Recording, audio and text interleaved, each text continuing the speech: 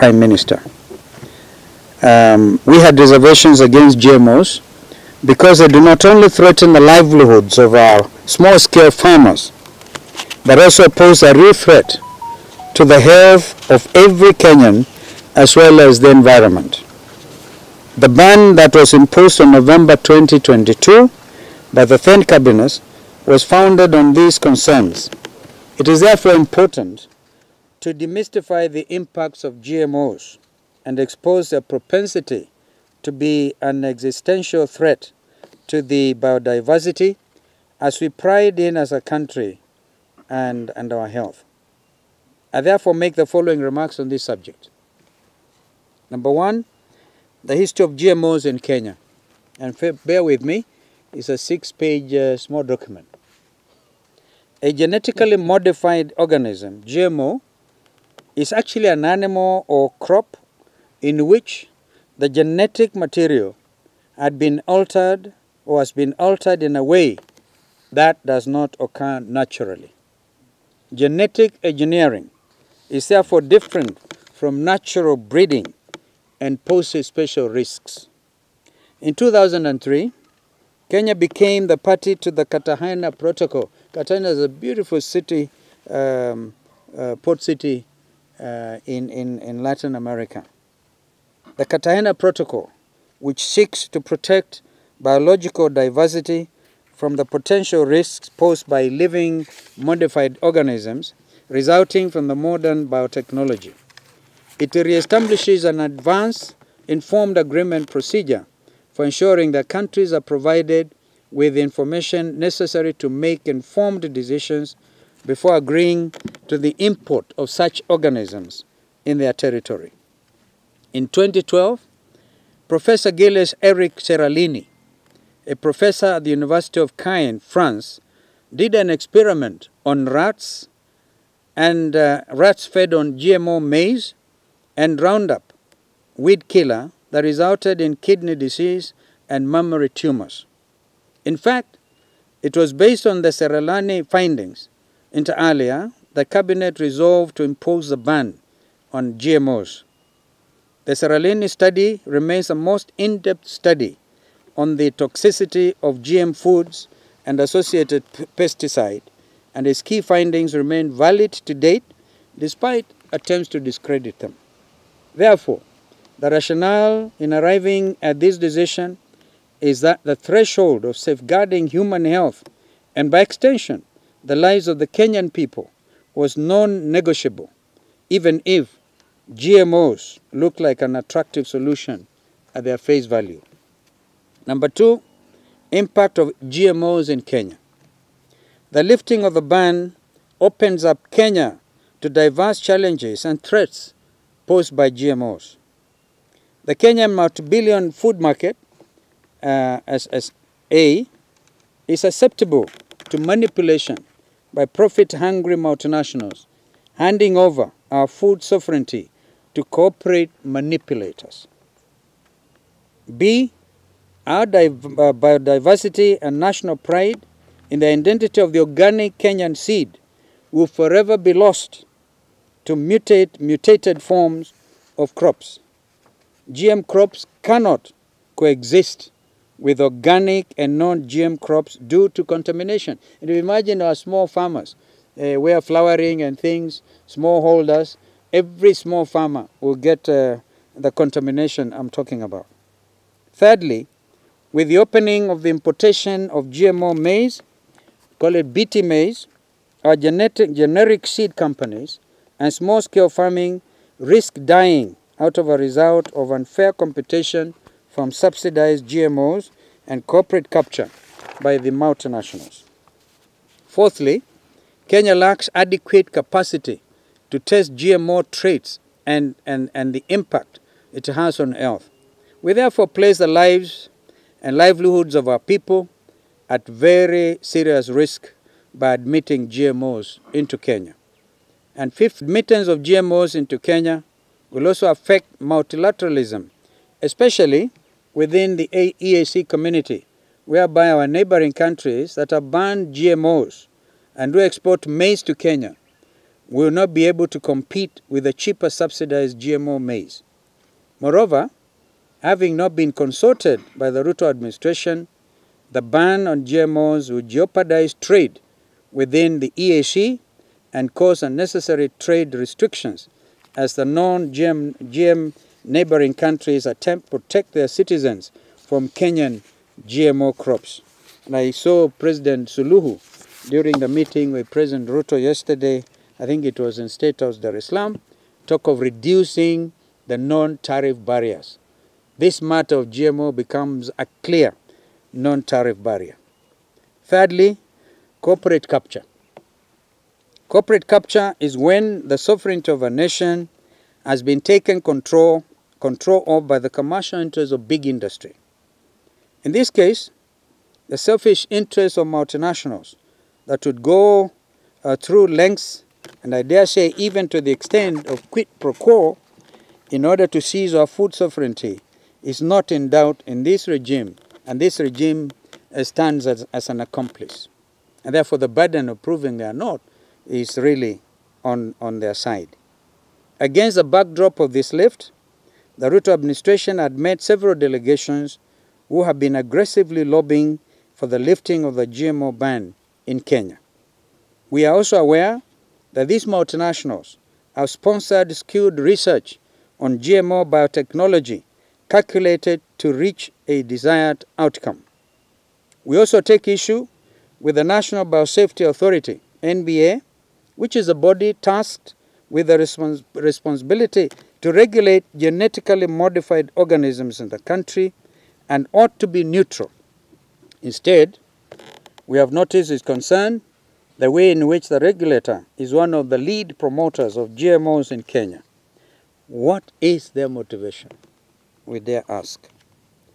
As crusaders of moral practice, we are also surprised by the silence of the religious community, and specifically the church, which were once vibrant and vehemently against GMOs. Could it be that they have been pacified by this new administration and blinded to the moral and ethical question around GMOs that go against the order of nature? I call on the church to respond.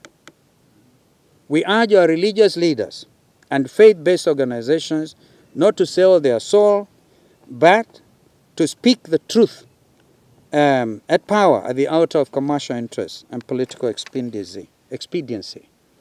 The way forward, fellow Kenyans. Number one, Kenyans are heavy consumers of processed maize, and we produce an average of about 40 million bags of maize a year, yet our demand is about 55 bags of maize a year. Our deficit, therefore, is approximately 10 to 15 million bags of maize a year. Food security, my second point, should not be premised on maize consumption alone. We speak to all of us as Kenyans. There are other varieties of organic food such as sorghum, millet. Some of us grew on millet. And I can tell you, your only competitors are the birds. Sweet potatoes, cassava, etc. that can complement or substitute shortage of maize diet. Kenyans ought to be sensitized on the need to diversify their eating culture and be able to demonopolize their dependency on a few staples like maize and rice. Point number three, the low cost of BT maize is as a result of highly subsidized farm implements and sophisticated mechanized agricultural practices in the first world. Even if our farmers adopt the BT maize seed, this will not bring down the cost of maize, since the price is artificially manipulated by the profit-oriented multinationals. The government can plug this deficit. We dare offer this advice by supporting our farmers to produce more through better extension services, better inputs, climate resilient, and agroecological practices, be able to reduce post-harvest losses, and trade with our non-GM neighbors rather than resorting to the importation of risky GMO maize. Point number four, I'm now at page 5. I told you there are 6 pages. Science has shown gray areas as far as the safety of consumption of GMOs is concerned. This poses a grave challenge to already emaciated healthcare system in the long term. The dependence of GMOs on toxic herbicides is a threat to human health and the environment. The rush, therefore, to introduce GMO is alarming when the able-bodied in society, as well as many developed countries, are going organic. In fact, you go to any supermarket in Europe and you want to buy GMO food, the shop owners will tell you this is GMO, this is organic. And the organic food is more expensive than the GMO. This is the reality. We therefore must remain organic and avoid acceleration of food-related diseases such as cancer. Point number 5. Due to patents, our food system will be at the mercy of the multinational companies which own GMO technology, while our indigenous seeds and unique biodiversity will be facing extinction owing to the poor regulatory framework on GMOs in Kenya. In addition, Kenya fails to provide mechanisms for liability and redress in the event of possible harmful effects arising from the consumption and use of GMOs, or compensation for our farmers in case of contamination of the indigenous crops. We therefore direct National Biodiversity Authority as part of its mandate to ensure that these safeguards and redress mechanisms are in place. It's indeed their duty to make sure they are. Our point number 6. On such a weighty matter, especially as concerns food and food security, there should have been nationwide discourse through public engagement, education, and participation. The government did not engage in public participation, and we shall therefore be progressing this conversation to the National Assembly and to the Senate. We urge our leaders to take this challenge. Point number 7. The church and religious institutions need to add their voice to that of the civil society in condemning introduction of genetically modified food crops and pesticides in Kenya. Although it was 6-page, it's an important matter. It's actually a matter of life and death. Not political at all. Absolutely not. But this is our life. Fellow Kenyans, in conclusion, the long-term effects of GMOs in Kenya outweigh the short-term benefits, if indeed there are any. Reverting after opening our doors to GMOs would be a Herculean task. I therefore urge each and every one of us to take time and research into the truths that I've shared with you this afternoon. We must safeguard the safety of our future generations and protect our sovereignty at all costs from manipulation and penetration by foreign entities. End of the statement. Nawashukuruni sana. I'm not able to offer a comprehensive solution. But we have lived in this country long enough to know there are sometimes cyclical issues about drought. The management of drought, for example, we have the National Drought Management Authority, which I happen to know is trying a lot to see whether they can work, and we had the Deputy President call the stakeholders. That was a positive thing, to see how to deal with the matter of drought. But we must also come alive to the fact that the reality of climate change is perhaps even harsher now than ever before.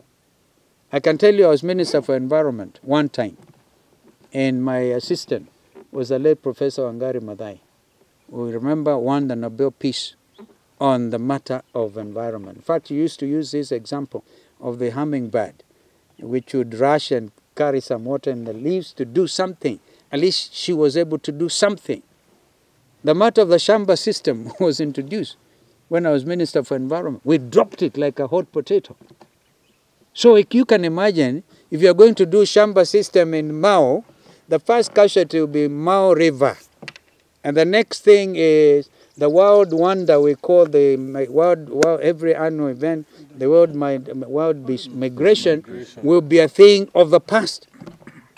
What are we doing to our children and our children's children? All because we need to catch up with some lost time in terms of raising and necessary funding, perhaps to pocket people's private pockets. So, one of the leaders, Sam, is here, the deputy leader, and this time we are not able to see deputy minority because we are going to court, yeah, to go against that ruling of my friend, Weta. He's still my friend, even if it occasions disharmony in the country. He knows it. Yeah, so we are ruling against that. I mean, you don't do those things. You don't. He's also a learned friend. You don't do certain things because future generations will look up. You remember today, Marende is a household name because what they used to say, Solomonic wisdom. So a ruling he made which actually affected me as a leader of government business. But you had to abide. So, ndugu Weta, tafadhali, usikubali manipulation. We ni ndugu yangu. Tulikuta tear gas pamoja. Usisahau ndugu yako mwenzako ambaye bado ako kwa madaki. We must stand for what is truthful and just in this country. Kwa hivyo tuenda kwa bunge na kwa senate vile vile. The senators wako hapa. I don't know whether Wambua is here, another deputy leader. Dan Maanzo is here and the others. We mean business to save ourselves. You know, as I say, this is not about politics. And I was there with President Kibaki. And there was a presentation to allow this thing, and we all unanimously as cabinet say, no. May Mzee Kibaki continue to rest in peace. Yes, sir. Thank you. Papa Mtakatifu. Allow me to finish this. And he's a leader in these matters. Yes, sir. So my next question is, does it mean now approval of this GMO will not give an opportunity to institutions like Kenya Seed to transform and produce seeds? They will not transform, my friend. They will die off. Kenya Seed and the others. They can't match the level of competition by these multinationals. And I don't want to name names. We know them. They will die off. In fact, they will be clamped with heavy legal costs on infringement of intellectual property. They will die off. Let's wake up and think about this. Nawashukuruni sana. Mtu wa mwisho. A big no. Until everybody is satisfied. So if you allow that public participation, maybe people will come and convince me. When you convince, then I can say no. But science, and it is all a matter of science, and science is what you are following. Science does not lie. Research, you send me, quote, a famous French scientist who was able to guide our decision as a cabinet in 2012. Kwa hivyo, science. But also, I'm shocked. You know, I'm really shocked. Kenyans know I'm a believer.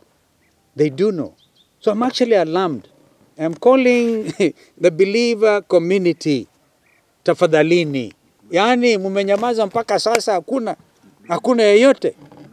There may be the remnant of the church who stand up and speak. Yeah. Yes, sir. Was as vehemently opposed to GMO as I am. I think he probably had not looked at this. And I'm calling on William to also reconsider for the sake of this country. A leader is one who say, now, I'm properly guided, or let's discuss. But to lift the ban, and then you go to Tanzania the following day. Alafu nasema, haya, mahindi yetu hampati. Njaa inazidi. Are we only going to be relying on kitunguu from Loitoktok, ambayo inatoka upande wa Tanzania? Even kitunguu may be GMO. I mean, BT common. What is it? BT cotton.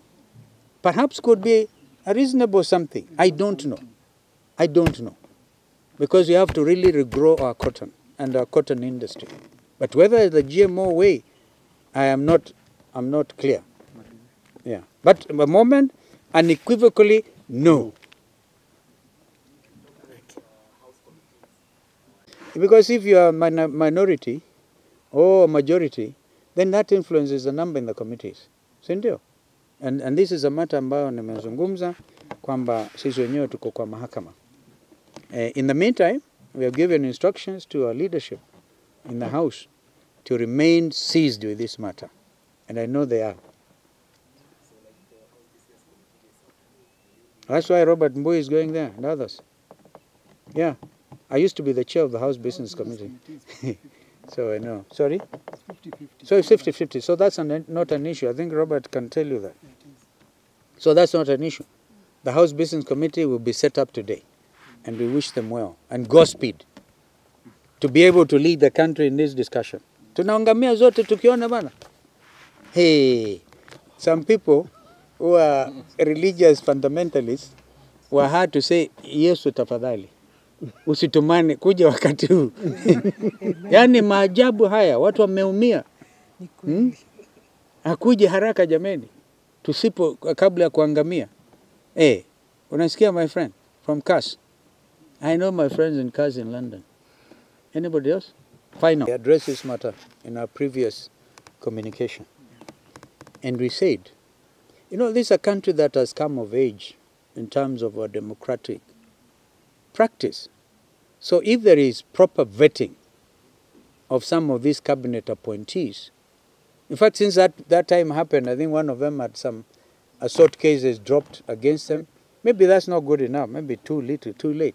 I want to urge our members of parliament, the appointments committee, is it also being set up today? Yes. The appointments committee must take this matter very seriously. And I want to ask EAC and other governance institutions to really prove the what the Kenyan taxpayer has put on their table. Yeah, if there are people in the history, some of them have been governors, some of them have been whatever, and in the history, the charges that are supposed to be leveled against them. And I want to ask the DPP as well to cooperate in these matters. We know people at the highest level who got their cases dropped, but the files are still there, and they are subject to this vetting. So Kenyans, but without being unnecessarily abrasive or being punitive in any manner, let us follow Constitution 2010. And those committees of parliament, I want to talk to them now. We know the moment you have set up these committees, these candidates will come with big envelopes. They will come with big envelopes to bribe you. If you accept any of them, heaven will take after your case. Because you know